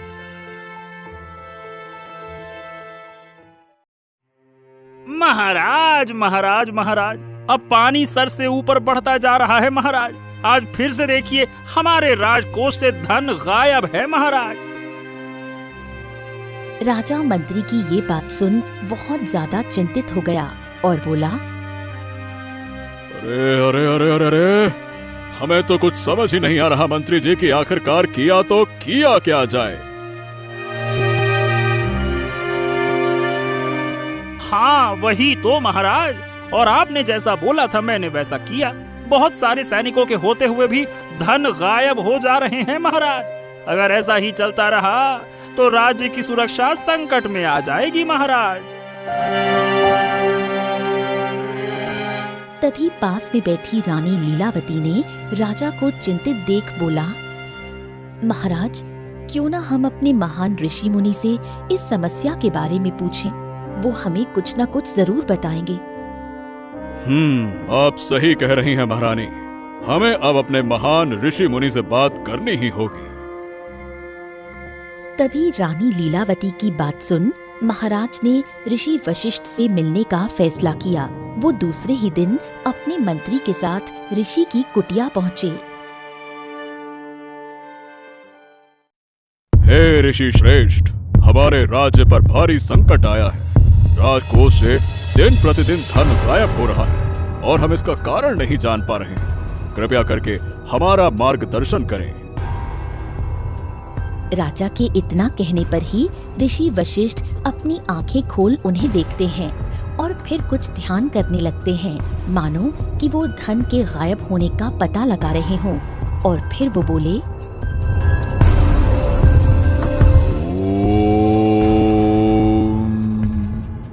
महाराज, ये एक ना एक दिन तो होना ही था और ये कोई अदृश्य शक्ति नहीं बल्कि एक छिपा हुआ रहस्य है जो आपके सिंहासन से जुड़ा है। इसका संबंध एक पुरानी प्रतिज्ञा से है जिसे आपके पूर्वजों में से एक ने तोड़ा था। इस रहस्य को केवल एक शुद्ध हृदय वाला व्यक्ति ही सुलझा सकता है, जो लालच से परे हो। लेकिन प्रभु, हम कैसे उस शुद्ध व्यक्ति का पता लगा सकते हैं? मेरा मतलब, हमें कैसे पता चलेगा कि कौन लालच से परे है? महाराज, ये तो समय आने पर आपको खुद ब खुद ही पता चल जाएगा। तब तक आप अपने पूरे गांव में घोषणा करवा दीजिए, ताकि जिसे भी इस रहस्य के बारे में पता हो वो जरूर आपके पास आ जाएगा। महाराज और मंत्री दोनों असमंजस में थे। वो महल वापस लौट आए। मंत्री धृतकांत के मन में लालच हिलोरे मार रहा था। वो सोचने लगा कि अगर वो इस रहस्य को सुलझा दे तो शायद उसे और अधिक शक्ति मिल जाए और वो उन सारे धन का मालिक बन जाएगा जो उस रहस्य में गायब हो चुके हैं।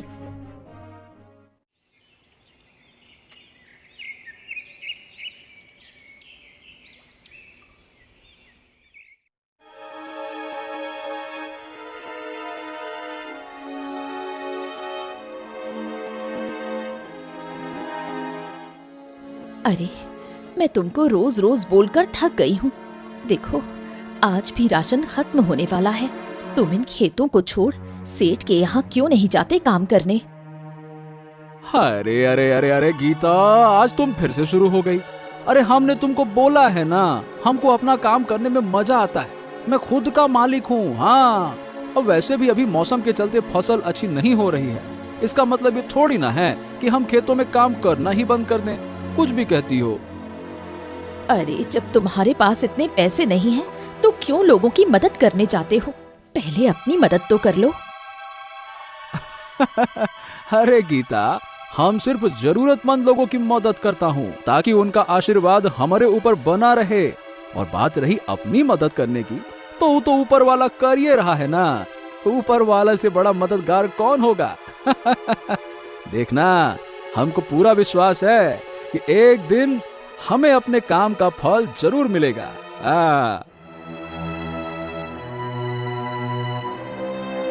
हाँ, मैं भी देखती हूँ कौन सा चमत्कार होता है।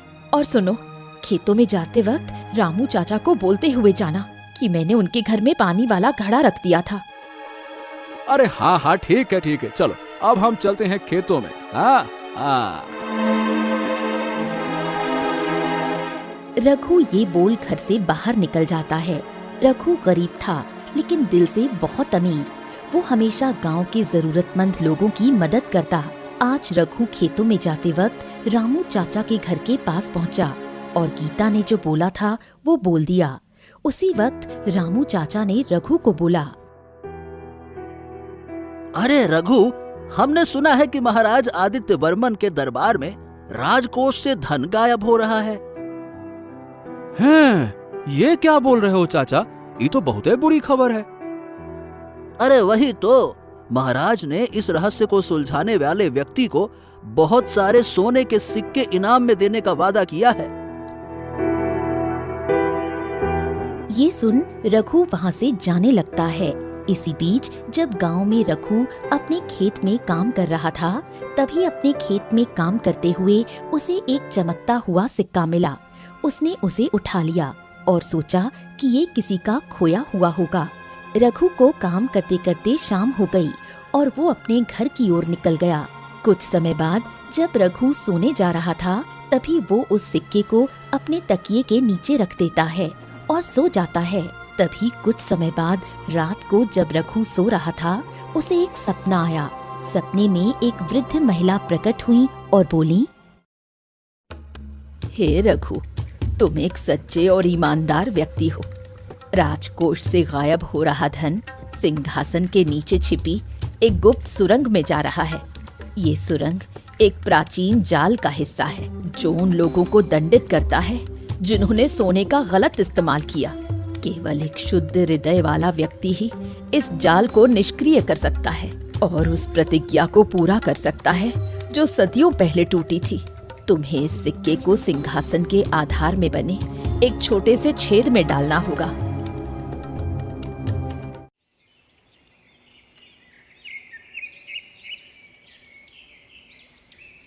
रघु सुबह उठा और हैरान था। उसे समझ में नहीं आ रहा था कि कल रात वो जो महिला उसके सपने में आई थी, वो सब एक सपना था या फिर कुछ और। तभी रघु ने उस सिक्के को लिया जो उसे कल खेतों में मिला था। उसी वक्त रघु के सामने उसकी पत्नी गीता आती है। अब कहाँ चल दिए? अब ये सिक्के को भी वापस करने का मन है क्या? अरे गीता, तुमको विश्वास नहीं होगा, कल रात हमने एक सपना देखा और हमारे उस सपने में इसी सिक्के का जिक्र था। हाँ। अरे सुबह सुबह और कुछ नहीं मिला क्या, जो सिक्के और सपने का नाटक कर रहे हो? मुझे पता है तुम इस सिक्के को भी वापस करने जा रहे हो, जिसके ये सिक्के हमारे खेत में गिर गए होंगे। अरे हाँ हाँ, मैं तो ये सारे सिक्के वापस कर देता, लेकिन अभी नहीं। अभी हमको लगता है कि इसका एक काम करना बाकी है। हमको कहा लग रहा है गीता कि इस सिक्का ही है जो महाराज और हमारी समस्याओं का समाधान है। हाँ।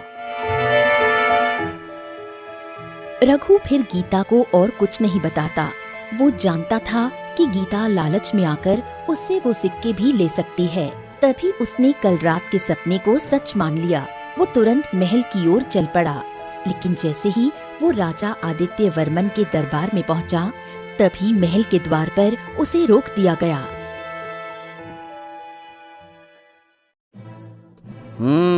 कौन हो तुम? किसान? और यहाँ क्या कर रहे हो? बिना महाराज की अनुमति के तुम अंदर नहीं जा सकते। अरे मुझे महाराज आदित्य वर्मन से मिलना है। हमारे पास राज्य के संकट का समाधान है। ये सुन एक सैनिक राजा के पास जाता है और राजा को बोलता है, महाराज की जय हो। महाराज, दरबार में एक गरीब किसान आया है जो एक रहस्य को सुलझाने का दावा कर रहा है। अच्छा, क्या वो सही बोल रहा है? चलो एक काम करो, उसको मेरे सामने तो लेकर आओ, फिर देखते हैं। राजा के इतना बोलने पर ही द्वारपालों ने उसे अंदर जाने दिया, क्योंकि महाराजा ने घोषणा की थी कि जो भी कोई समाधान लेकर आएगा उसे तुरंत महल में लाया जाए। रघु को दरबार में पेश किया गया। आओ आओ आओ किसान, बताओ क्या है तुम्हारे पास जो तुमने दरबार में लेकर आने का कष्ट किया? बताओ। महाराज, सबसे पहले तो आपको मेरा प्रणाम। महाराज, बात यह है कि कल जब हम अपने खेतों में काम कर रहे थे ना, तभी हमको एक चांदी का सिक्का मिला, और जब हम कल सो रहे थे तब हमको एक सपना आया जिसमें एक वृद्ध महिला इस सिक्के का जिक्र करते हुए राजकोष के धन का गायब होने का हल भी बता रही थी। अच्छा, क्या बात है, क्या बात है। तो दयालु किसान, क्या कहा उस वृद्ध महिला ने तुम्हारे सपने में? राजकोष से धन गायब होने का क्या रहस्य बताया? बताओ।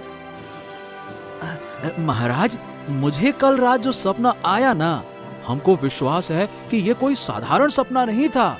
ये हमारे राजकोष का धन जो है वो सिंहासन के नीचे एक गुप्त सुरंग में जा रहा है, और ये एक प्राचीन जाल है महाराज। और इसे निष्क्रिय करने के लिए मुझे इस चांदी के सिक्के को जो मैंने खेत में पाया था ना, ये वाले सिक्के को सिंहासन के उधार में बने एक छोटे से छेद में डालना होगा महाराज। ये सुन राजा के साथ साथ दरबार के सारे मंत्री चौंक गए। उसी वक्त मंत्री धूर्तकांत ने रघु की बात को मजाक में उड़ाया और हंसने लगा।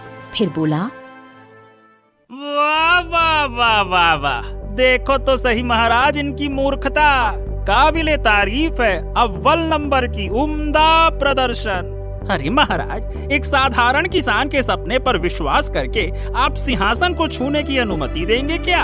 अपवित्र हो जाएगा महाराज, ऐसा ना करिएगा। इनका क्या है, ये तो मूर्ख है। आप तो समझदार है ना महाराज। मंत्री के ये कहने पर राजा ने थोड़ा सोचा, क्योंकि ये सुरक्षा से संबंधित सवाल थे। लेकिन तभी राजा को उस ऋषि मुनि की बात याद आ गई। शांत रहो धूर्तकांत। तुम ये भूल रहे हो कि ऋषि वशिष्ठ ने कहा था कि एक शुद्ध हृदय वाला व्यक्ति ही रहस्य सुलझाएगा। इस किसान में हमें वो शुद्धता दिखती है। ठीक है, आओ रघु, तुम इस रहस्य को सुलझाओ। महाराज ने रघु को सिंहासन के पास जाने की अनुमति दी। रघु ने ध्यान से देखा और सिंहासन के आधार में एक छोटा सा मुश्किल से दिखने वाला छेद पाया। उसने धीरे से उस सिक्के को उस छेद में डाल दिया। जैसे ही सिक्का छेद में गिरा, एक तेज रोशनी चमकी और महल की जमीन हिलने लगी। सिंहासन के नीचे एक गुप्त द्वार खुल गया, जिसमें एक प्राचीन सुरंग दिखाई दी। सुरंग के अंत में गायब हुआ सारा सोना और एक प्राचीन ग्रंथ पड़ा था। सब हैरान थे, खासकर मंत्री धूर्तकांत, जो शर्मिंदा था क्योंकि उसकी नजर इस सारे सोने पर थी और उसकी योजना अब नाकामयाब हो गई थी। तभी रानी लीलावती रघु से बोली, महाराज, ये सारे खजाने ये ईमानदार और शुद्ध व्यक्ति ही ला सकता है। कृपया आप इसे अनुमति दें। हाँ हाँ रानी जी, आप बिल्कुल सही कह रही हैं। जाओ रघु, ये सारे धन और वो ग्रंथ इधर लेकर आओ, जाओ।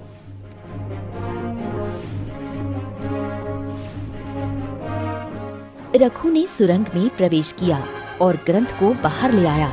उसी वक्त ऋषि वशिष्ठ भी दरबार में पहुंच गए और उन्होंने कहा, ओम नमः शिवाय नमः शिवाय। महाराज, इस ग्रंथ में आपके पूर्वज महाराज सूर्यदेव की एक प्रतिज्ञा लिखी है। उन्होंने युद्ध में मिले सोने का उपयोग अपने निजी सुख के लिए किया था, बजाय इसके कि वो उसे प्रजा के कल्याण में लगाते। इस कारण एक श्राप लगा कि जब तक कोई शुद्ध हृदय वाला व्यक्ति उस सोने और सारे धन को खोज कर वापस ना कर दे और एक नई प्रतिज्ञा ना ले ले, तब तक धन गायब होता रहेगा। हो, तुम्हारा बहुत बहुत धन्यवाद रघु। आज तुम्हारी वजह से हम ये सारे धन को बचा पाए और इस श्राप को हमेशा के लिए खत्म कर पाए। अगर आज तुमने हमारी और हमारे राज्य की मदद ना की होती तो शायद ये पूरा का पूरा मेरा राज्य ही तबाह हो जाता। बहुत बहुत धन्यवाद। अरे नहीं नहीं महाराज, ये तो किसी न किसी को करना ही था। मैं तो खुद भगवान का शुक्रगुजार हूँ जो हमको इस काम के लिए चुना गया। क्योंकि अगर कल वो सिक्का नहीं मिला होता ना, तो वो सपना भी नहीं आया होता, तो शायद हम भी यहाँ नहीं होते। राजकोष के धन ऐसे ही गायब होते होते खत्म हो जाते। महाराज, शुक्र तो भगवान का करिए जो हमको भेज दिया।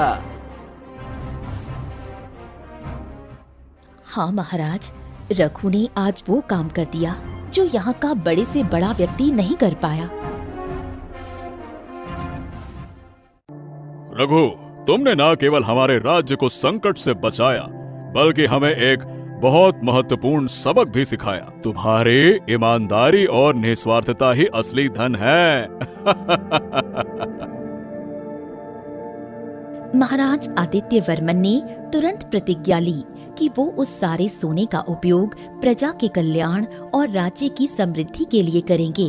उन्होंने रघु को धन्यवाद दिया और रघु को उस सारे धन में से कुछ हिस्सा दिया, जिससे रघु की आर्थिक स्थिति में सुधार आया। साथ ही साथ उसे अपना निजी सलाहकार नियुक्त किया। रानी लीलावती ने भी रघु की सराहना की और अपने मन में एक शांति महसूस की। उस दिन के बाद राज्य में फिर कभी धन की कमी नहीं हुई और विजयनगर पहले से भी अधिक समृद्ध हो गया। संतान नहीं थी। राज्य का मंत्री धूर्तकांत अपनी चालबाजियों के लिए कुख्यात था। गांव के लोग अपनी खेती बाड़ी से अपना पालन पोषण करते थे, लेकिन एक दिन राज्य में अजीबोगरीब घटनाएं घटने लगी। रात में महल से रहस्यमयी आवाजें आती और सुबह होते होते राजकोष से सोने के सिक्के गायब हो जाते। महाराज और मंत्री दोनों चिंतित थे।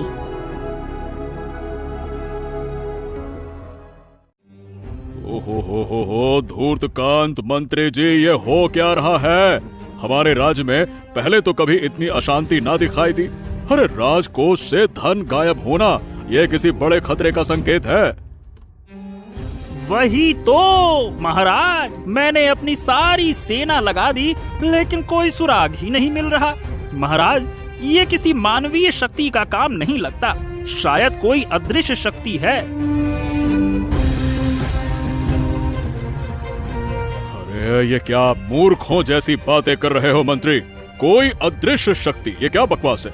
अरे कोई अदृश्य शक्ति होगी भी तो वो हमारे दरबार के राजकोषीय धन के पीछे क्यों पड़ी है? अब ये तो वो अदृश्य शक्ति बताएगी ना महाराज, मुझे क्या पता। अब देखिए, मुझे जो लगा वो मैंने आपको बता दिया। अब आपकी मर्जी है महाराज, माने या ना माने। हाँ, ठीक है मंत्री जी, आप और सैनिकों को वहां पे लगाइए और अगर कोई पकड़ा जाता है तो हम उसे कड़ी से कड़ी सजा देंगे। राजा बहुत चिंतित था। कुछ महीनों से राजा के दरबार में राजकोष का धन गायब हो रहा था। राजा आदित्य वर्मन ने बहुत से उपाय किए, लेकिन अभी तक कोई हल नहीं निकला था। एक दिन राजा अपनी पत्नी रानी लीलावती के साथ बैठे हुए थे। महाराज, आप बुरा ना माने तो मैं आपसे एक बात पूछना चाहती हूँ। हाँ हाँ रानी जी, पूछिए, आप क्या पूछना चाहती हैं? महाराज, मैं देख रही हूँ आप बहुत दिनों से परेशान लग रहे हैं और अब तो आपने गांव की प्रजा से मिलना जुलना भी बंद कर दिया है। क्या हुआ महाराज? अरे क्या बताऊं आपको, आप तो जानती ही हैं कि कुछ महीने से हमारे दरबार में राजकोष के धन ऐसे गायब हो रहे हैं जैसे कोई अपनी मर्जी से आता है और सारा धन ले जाता है। अगर ऐसा ही चलता रहा तो मैं अपने राज्य के लिए कुछ नहीं कर पाऊंगा। अगर हमारे पास धन ही नहीं होगा तो हम कैसे अपने प्रजा की मदद करेंगे रानी?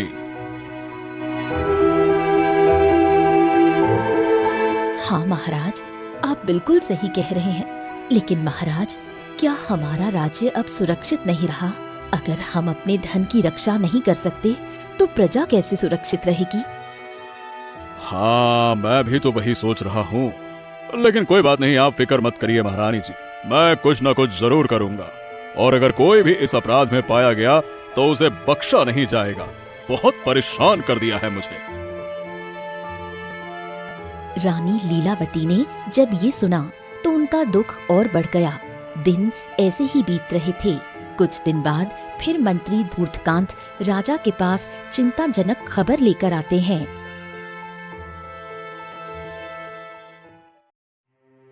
महाराज महाराज महाराज, अब पानी सर से ऊपर बढ़ता जा रहा है महाराज। आज फिर से देखिए, हमारे राजकोष से धन गायब है महाराज।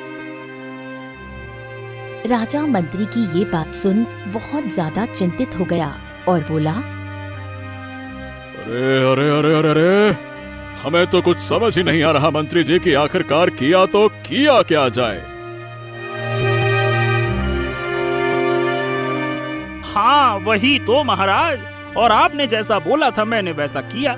बहुत सारे सैनिकों के होते हुए भी धन गायब हो जा रहे हैं महाराज।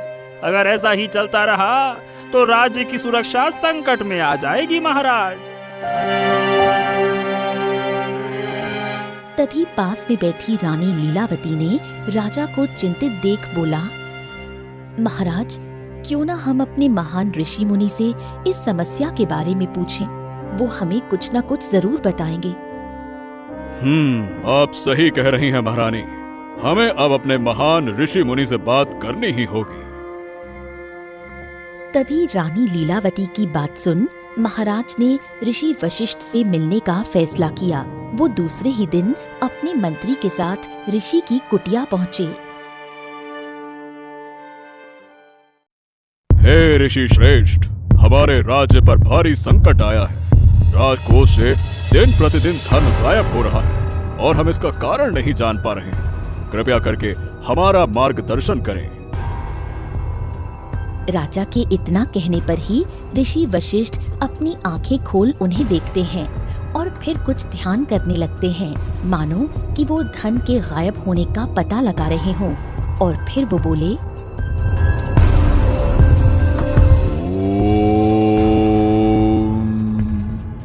महाराज, ये एक ना एक दिन तो होना ही था और ये कोई अदृश्य शक्ति नहीं बल्कि एक छिपा हुआ रहस्य है जो आपके सिंहासन से जुड़ा है।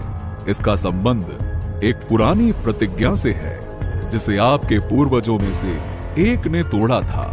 इस रहस्य को केवल एक शुद्ध हृदय वाला व्यक्ति ही सुलझा सकता है जो लालच से परे हो। लेकिन प्रभु, हम कैसे उस शुद्ध व्यक्ति का पता लगा सकते हैं? मेरा मतलब, हमें कैसे पता चलेगा कि कौन लालच से परे है? महाराज, ये तो समय आने पर आपको खुद ब खुद ही पता चल जाएगा। तब तक आप अपने पूरे गांव में घोषणा करवा दीजिए, ताकि जिसे भी इस रहस्य के बारे में पता हो वो जरूर आपके पास आ जाएगा।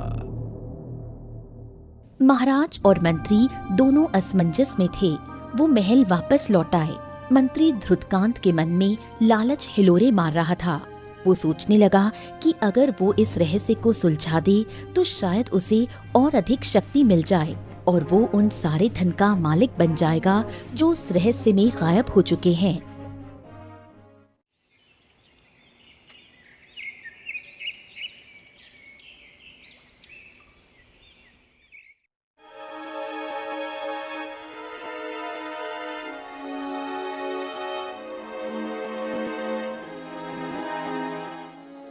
अरे, मैं तुमको रोज रोज बोलकर थक गई हूँ। देखो, आज भी राशन खत्म होने वाला है। तुम इन खेतों को छोड़ सेठ के यहाँ क्यों नहीं जाते काम करने? अरे अरे अरे अरे गीता, आज तुम फिर से शुरू हो गई। अरे हमने तुमको बोला है ना, हमको अपना काम करने में मजा आता है। मैं खुद का मालिक हूँ। हाँ, अब वैसे भी अभी मौसम के चलते फसल अच्छी नहीं हो रही है। इसका मतलब ये थोड़ी ना है कि हम खेतों में काम करना ही बंद कर दें। कुछ भी कहती हो। अरे, जब तुम्हारे पास इतने पैसे नहीं हैं, तो क्यों लोगों की मदद करने जाते हो? पहले अपनी मदद तो कर लो। अरे गीता, हम सिर्फ जरूरतमंद लोगों की मदद करता हूँ ताकि उनका आशीर्वाद हमारे ऊपर बना रहे। और बात रही अपनी मदद करने की, तो ऊपर वाला कर ये रहा है ना। ऊपर वाला से बड़ा मददगार कौन होगा? देखना, हमको पूरा विश्वास है कि एक दिन हमें अपने काम का फल जरूर मिलेगा।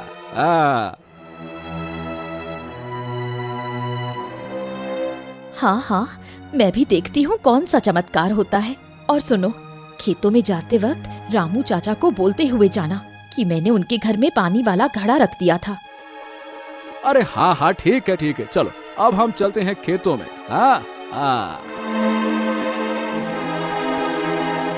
रघु ये बोल घर से बाहर निकल जाता है। रघु गरीब था, लेकिन दिल से बहुत अमीर।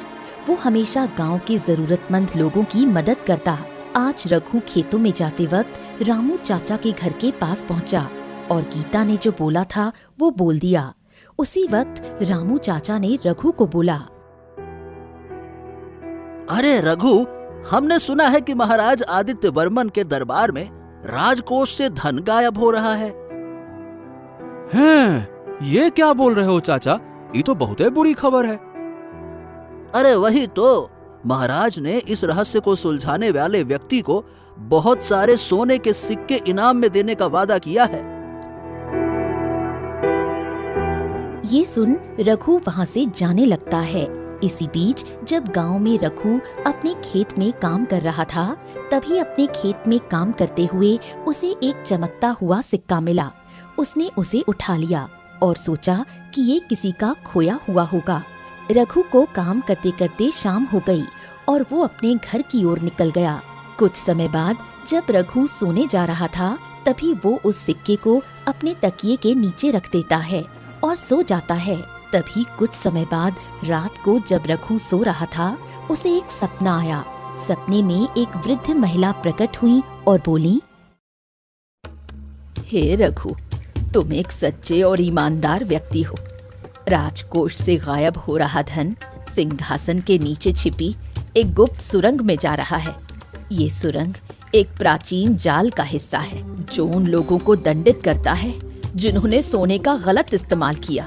केवल एक शुद्ध हृदय वाला व्यक्ति ही इस जाल को निष्क्रिय कर सकता है और उस प्रतिज्ञा को पूरा कर सकता है जो सदियों पहले टूटी थी। तुम्हें इस सिक्के को सिंहासन के आधार में बने एक छोटे से छेद में डालना होगा।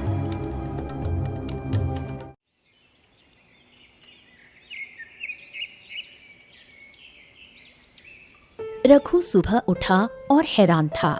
उसे समझ में नहीं आ रहा था कि कल रात वो जो महिला उसके सपने में आई थी, वो सब एक सपना था या फिर कुछ और। तभी रघु ने उस सिक्के को लिया जो उसे कल खेतों में मिला था। उसी वक्त रघु के सामने उसकी पत्नी गीता आती है। अब कहाँ चल दिए? अब ये सिक्के को भी वापस करने का मन है क्या? अरे गीता, तुमको विश्वास नहीं होगा, कल रात हमने एक सपना देखा और हमारे उस सपने में इसी सिक्के का जिक्र था। हाँ। अरे सुबह सुबह और कुछ नहीं मिला क्या, जो सिक्के और सपने का नाटक कर रहे हो? मुझे पता है तुम इस सिक्के को भी वापस करने जा रहे हो, जिसके ये सिक्के हमारे खेत में गिर गए होंगे। अरे हाँ हाँ, मैं तो ये सारे सिक्के वापस कर देता, लेकिन अभी नहीं। अभी हमको लगता है कि इसका एक काम करना बाकी है। हमको कहा लग रहा है गीता कि इस सिक्का ही है जो महाराज और हमारी समस्याओं का समाधान है। हाँ। रघु फिर गीता को और कुछ नहीं बताता। वो जानता था कि गीता लालच में आकर उससे वो सिक्के भी ले सकती है। तभी उसने कल रात के सपने को सच मान लिया। वो तुरंत महल की ओर चल पड़ा, लेकिन जैसे ही वो राजा आदित्य वर्मन के दरबार में पहुंचा, तभी महल के द्वार पर उसे रोक दिया गया।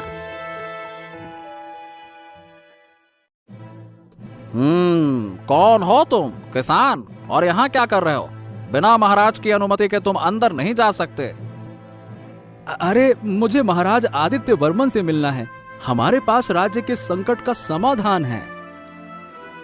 ये सुन एक सैनिक राजा के पास जाता है और राजा को बोलता है, महाराज की जय हो। महाराज, दरबार में एक गरीब किसान आया है जो एक रहस्य को सुलझाने का दावा कर रहा है। अच्छा, क्या वो सही बोल रहा है? चलो एक काम करो, उसको मेरे सामने तो लेकर आओ, फिर देखते हैं। राजा के इतना बोलने पर ही द्वारपालों ने उसे अंदर जाने दिया, क्योंकि महाराजा ने घोषणा की थी कि जो भी कोई समाधान लेकर आएगा उसे तुरंत महल में लाया जाए। रघु को दरबार में पेश किया गया। आओ आओ आओ किसान, बताओ क्या है तुम्हारे पास जो तुमने दरबार में लेकर आने का कष्ट किया? बताओ।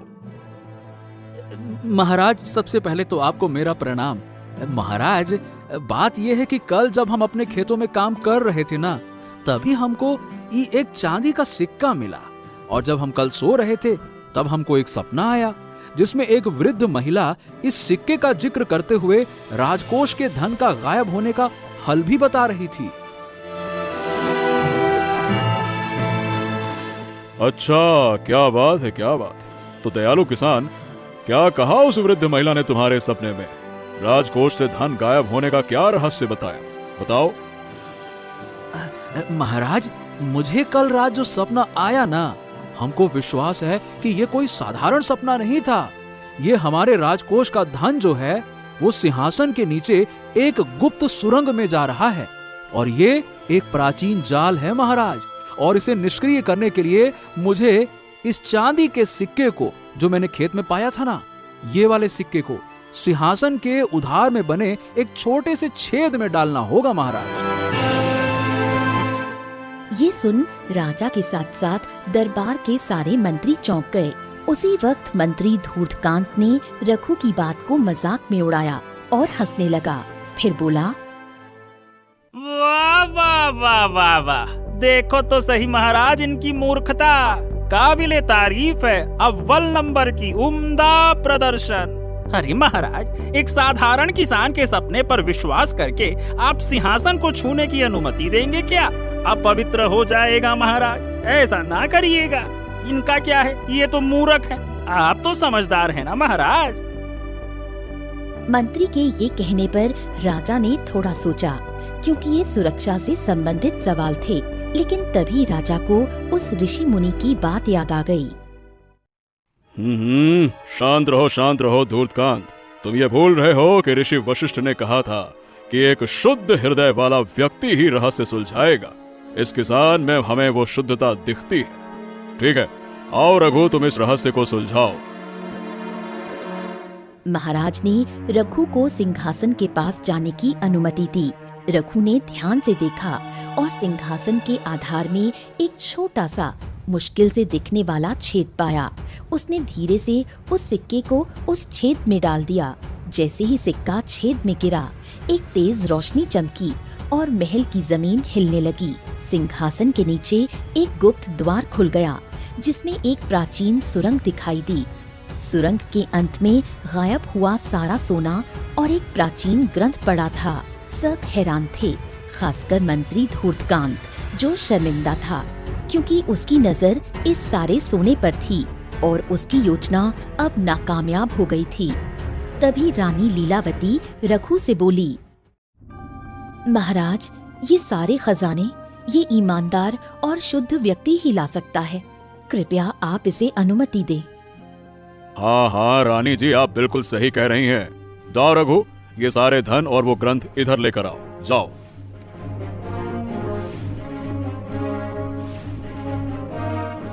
रघु ने सुरंग में प्रवेश किया और ग्रंथ को बाहर ले आया। उसी वक्त ऋषि वशिष्ठ भी दरबार में पहुंच गए और उन्होंने कहा, ओम नमः शिवाय नमः शिवाय। महाराज, इस ग्रंथ में आपके पूर्वज महाराज सूर्यदेव की एक प्रतिज्ञा लिखी है। उन्होंने युद्ध में मिले सोने का उपयोग अपने निजी सुख के लिए किया था, बजाय इसके कि वो उसे प्रजा के कल्याण में लगाते। इस कारण एक श्राप लगा कि जब तक कोई शुद्ध हृदय वाला व्यक्ति उस सोने और सारे धन को खोज कर वापस ना कर दे और एक नई प्रतिज्ञा ना ले ले, तब तक धन गायब होता रहेगा। हो, तुम्हारा बहुत बहुत धन्यवाद रघु। आज तुम्हारी वजह से हम ये सारे धन को बचा पाए और इस श्राप को हमेशा के लिए खत्म कर पाए। अगर आज तुमने हमारी और हमारे राज्य की मदद ना की होती तो शायद ये पूरा का पूरा मेरा राज्य ही तबाह हो जाता। बहुत बहुत धन्यवाद। अरे नहीं नहीं महाराज, ये तो किसी न किसी को करना ही था। मैं तो खुद भगवान का शुक्रगुजार हूँ जो हमको इस काम के लिए चुना गया। क्योंकि अगर कल वो सिक्का नहीं मिला होता ना, तो वो सपना भी नहीं आया होता, तो शायद हम भी यहाँ नहीं होते। राजकोष के धन ऐसे ही गायब होते होते खत्म हो जाते। महाराज, शुक्र तो भगवान का करिए जो हमको भेज दिया। हाँ महाराज, रघु ने आज वो काम कर दिया जो यहाँ का बड़े से बड़ा व्यक्ति नहीं कर पाया। रघु, तुमने ना केवल हमारे राज्य को संकट से बचाया, बल्कि हमें एक बहुत महत्वपूर्ण सबक भी सिखाया। तुम्हारी ईमानदारी और निस्वार्थता ही असली धन है। महाराज आदित्य वर्मन ने तुरंत प्रतिज्ञा ली कि वो उस सारे सोने का उपयोग प्रजा के कल्याण और राज्य की समृद्धि के लिए करेंगे। उन्होंने रघु को धन्यवाद दिया और रघु को उस सारे धन में से कुछ हिस्सा दिया, जिससे रघु की आर्थिक स्थिति में सुधार आया। साथ ही साथ उसे अपना निजी सलाहकार नियुक्त किया। रानी लीलावती ने भी रघु की सराहना की और अपने मन में एक शांति महसूस की। उस दिन के बाद राज्य में फिर कभी धन की कमी नहीं हुई और विजयनगर पहले से भी अधिक समृद्ध हो गया।